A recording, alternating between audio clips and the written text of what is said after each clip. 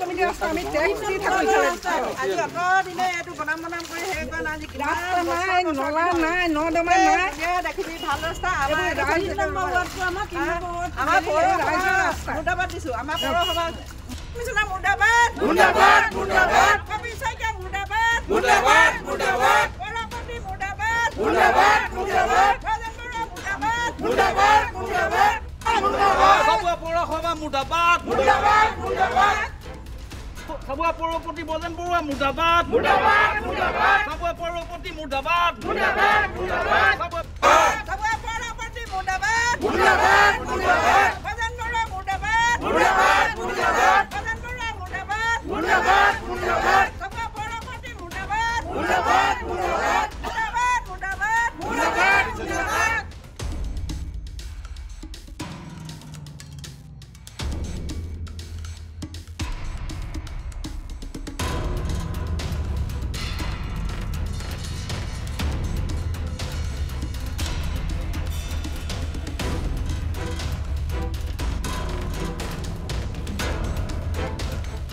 ৰাইজ ওলাই আহিছে এটা কাৰণে আমাৰ কৃষ্ণনগৰত প্ৰায় 100-150 ঘৰ আমাৰ ইয়াত বাসিন্দা আছে।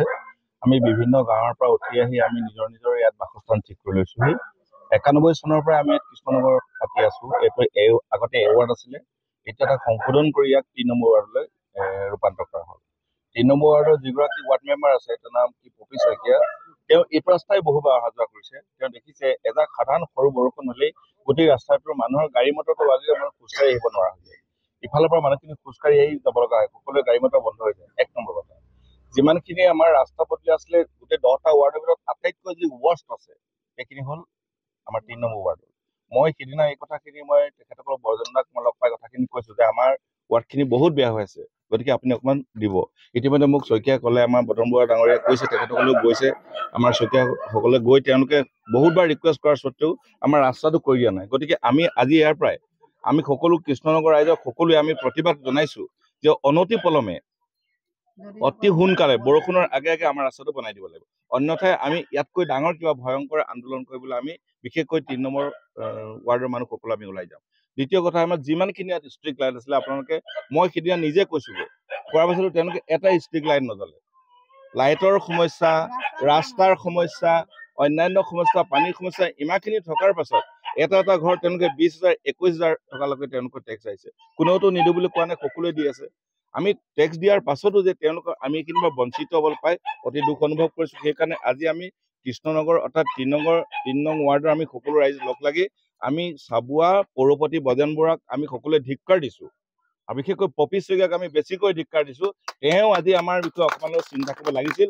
অন্যথাই আমি ইয়াৰ পাছত ইয়াতকৈ বেছি জংগী আন্দোলন কৰিম যদি 15 দিনৰ ভিতৰত যদি আমাৰ ৰাস্তা বনাই নিদিয়ে। ধন্যবাদ। আজি অত দিনে চিঞৰি আছো আমাৰ এই ৰাস্তা পদূলিবোৰ, বিশেষকৈ এই 3 নং ৱাৰ্ডৰ আমাৰ চাবুৱা মানে হেৰিয়াৰ 3 নং ৱাৰ্ডৰ যিবোৰ গলি, এইবোৰ গলি মানে এনেকুৱা লজ্জাজনক হৈছে, এনেকুৱা মানে পানীয়ে ভৰি পৰিছে। অকণমান বৰষুণ দিলে কি হয়, ল'ৰা ছোৱালীবোৰ স্কুললৈ যাবলৈ দিগদাৰ হৈ যায়। তেওঁলোকৰ এই স্কুটি মটৰচাইকেল বা তেওঁলোকে খোজকাঢ়ি যাবলৈও বহুত অসুবিধা হৈ যায়। গতিকে আমি পৌৰসভাক বাৰম্বাৰ মানে অনুৰোধ কৰা স্বত্তেও, বাৰম্বাৰ আমি কাগজ পত্ৰ দিয়া স্বত্তেও আজিলৈকে কোনো কাণ সাৰ নাই। গতিকে আমি সকলো একত্ৰিত হৈ আজি তেওঁৰ বিৰুদ্ধে আমি ওলাই আহিবলগীয়া হৈছে। তাৰমানে যিহেতু আমি লজ্জিত, টাউন আছো বুলি ক'বলৈ আমি লাজ পাওঁ। কাৰণ কেলৈ গাঁৱৰ যিবোৰ ৰাস্তা পদূলি বা বাকীবোৰ যিবোৰ ৰাস্তা পদূলি একদম গলিয়ে গলিয়ে মানে আমাৰ মানে তেওঁলোকৰ মানে হেৰি, আমি ইমানেই মানে টেক্স দিছো। আজি আমি টেক্সৰ কোনো গফিলতি কৰা নাই, তেওঁলোকে টেক্স লৈছে, টেক্স দিছো, যিটো বিচাৰিছে আমি। কিন্তু আমি সেইটো কাৰণে আজি প্ৰতিবাদ কৰিবলৈ ওলাই আহিছো। গতিকে আমাক ৰাস্তা পদূলি লাগে। বিশেষকৈ আমি ব্যক্তিগত হৈ একো বিচৰা নাই, কিন্তু ৰাইজৰ হৈ যিটো আমাৰ ৰাস্তা পদূলি 3 নং ৱাৰ্ডৰ, বিশেষকৈ 3 নং ৱাৰ্ডৰ আমাৰ ৰাস্তাটো একেবাৰে শোচনীয় অৱস্থা। গতিকে আমি সেইটো বিচাৰিছো, আৰু আমি পৌৰসভাক মানে বিশেষকৈ আজি হাতযোৰ কৰি অনুৰোধ কৰিছো। তেওঁক বাৰম্বাৰ কৰা স্বত্তেও আমি অফিচলৈ গৈছো, তেওঁক অনুৰোধ কৰিছো যে আমাৰ যিহেতু 3 নং ৱাৰ্ডৰ গলিবিলাক বা ৰাস্তাবিলাক একেবাৰে শোচনীয়, বেয়া হৈছে। আমি অতদিনে মানে পানী বোকাৰে ভৰি পৰা অহা যোৱা কৰিবলৈ দিগদাৰ হয়।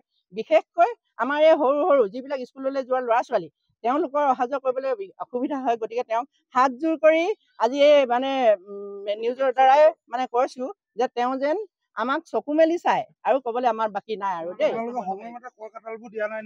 আমি সময়মতে কৰ কাটল দিছো সময়মতে তেওঁলোকে যি বিচাৰিছে তেওঁলোকে আমি ঘৰে নিবলৈ আহে, কিন্তু আজিলৈকে সেইটো কিন্তু কাণ খাৰ নাই। টাউনৰ ৰাস্তা হয়, আমি টাউনত যেতিয়া টেক্স দিছো, টেক্স দি যদি আজি টাউনত এনেকে বোকা পানী খচি ল'ৰা ছোৱালী স্কুললৈ যায়, আৰু কোনোবাই যদি এখন আজিকালি হেৰি লৈছে টুকটুকি লৈছে, সেই টুকটুকিখন এইখিনিত আজি 3খন টুকটুকি লুটি খাইছে। এদিন এগৰাকী বুঢ়ী মানুহ আহিছে মই স্কুটিত, তেওঁ সেই খুটাটোত পৰিছেগে, আমি নিজৰ চকুৰে দেখিছো, কিন্তু তেওঁবিলাকৰ এতিয়াও সজাগতা হোৱা নাই আমাৰ টাউন কমিটিৰ মানুহৰ। কিন্তু যেতিয়াই টকা হেৰি টেক্স বিচাৰে আমি তেতিয়াই টেক্স দিওঁ। তেওঁবিলাকক আমি ঘৰে ঘৰে আহি পেলাই তেওঁবিলাকক প্ৰায়ভাগ নিদিওঁৱে, আমি নিজেই তাত উপস্থিত হৈ নিজেই দিওঁগৈ। কিন্তু তেওঁবিলাকে আজি টাউনৰ ৰাস্তা পদূলি কেনেকৈ হ'ব লাগিছিলে আৰু কেনেকুৱা হৈছে, আজি আমি বিশেষকৈ ইয়াত মানে আমি ভোৰ দিব পাৰিম এতিয়া আৰু দুদিনৰ পিছত 3 নম্বৰ ৱাৰ্ডত এনেকৈ আৰু দুদিনৰ পিছত কাৰণে আমি ৰাইজ ওলাই আহিব লাগিব। আজি বজেন বৰুৱা ইয়াত হেৰি হয় চেয়াৰমেনৰ অৱস্থা হেৰিয়াত যেতিয়া নেকি চকীত বহিছে, তেওঁ সেই বহা হেৰিয়াত আজি একো কাম হোৱা নাই। আৰু যিগৰাকী আমাৰ ৱাৰ্ড মেম্বাৰ উঠিল তেওঁ মানে সেইখিনি অলপমান চাব লাগিছিলে।